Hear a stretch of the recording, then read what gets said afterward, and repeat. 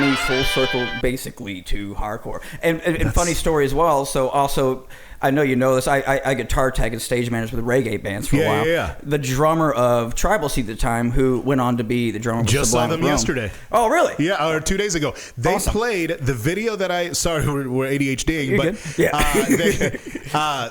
Tribal right before Tribal Seeds played, they played the video that I did for Travi Seeds. No way. Yeah, so awesome. Right before That's Travi, awesome, like man. right before Man. they played, Yeah. it was really cool. Man, that's awesome. I'm very happy to hear that. Yeah. So wait, you worked for Tribal Seeds? Yeah, I worked for Tribal Seeds for a while, but the first reggae band I worked with was Stick Figure.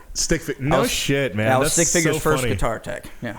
That's so cool. That's actually a wild story on itself. We can go touch for back it. to- Oh, you want me to go for it? Yeah, Okay. go for it. So this was when I was about 26, 27. I've barely left Sanford at the time. Okay. I've barely been on a plane. And my buddy started touring with Ballyhoo. Okay, And yep. through that, he called me. He goes, "Hey, Ryan, just so you know, there's a job out there where you set up guitar instruments or musical instruments, and that's what you do. You set up instruments, and then you break it down, and you tour with them." I'm like, "That's a job? I can do that." Yeah. So he was going to Cali Roots at the time, and he said, "I will put you on the guest list for Tribal Seeds. Come there, shadow me. You have 3 days to figure out a band to work with and a job." I said, "All right, fine." What? So I get the plane ticket. I call off work. I was an electrician at the time. Yeah. I call off work. First time I ever broke anything like this. I'm like, out of the mold. I said, "This Yeah. is my chance." I'm going to California, so I pack my shorts, my Dickie shorts, and I pack my tank tops, and I fly to Monterey, California.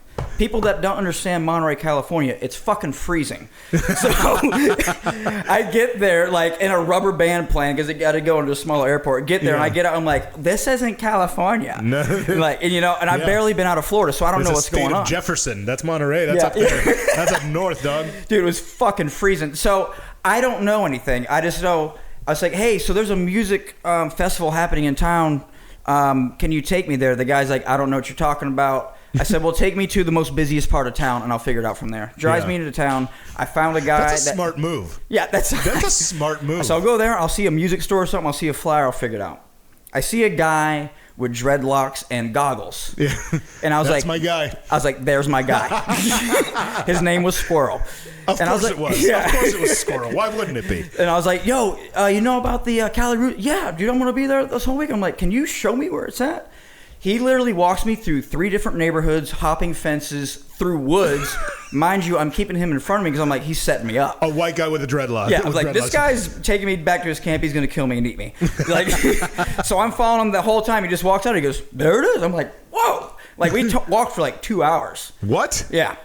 You walked? Yeah, we walked for like 2 hours through neighborhoods, cutting through fences. I mean, this is through pre-Uber, I'm woods. assuming.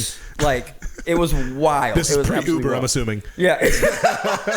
Can't just Uber a fucking... Anyway. Yeah, I get there, and I'm still, at the time, I'm basically on a flip phone. Yeah. Like, it's...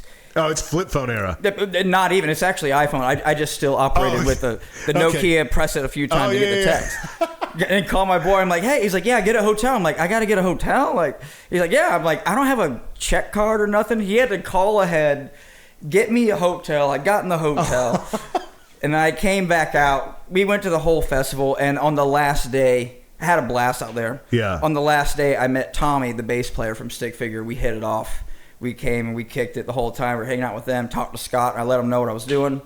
Exchanged numbers, and like a couple weeks later, he called me while I was on the job. Back That's doing so electric work. cool, dude. He's like, "Hey, you're serious about this?" I'm like, "Dude, absolutely." He said, "Well, I'll fly you out if you're ready to go." I said, "Let's go right now." That is badass. And that was it, dude. That's a wrap from there. And then I toured with them for a couple years. After that, I went to Tribal Seeds for a couple years. Met a lot of the most amazing people. That's how I got my country band, is through that world.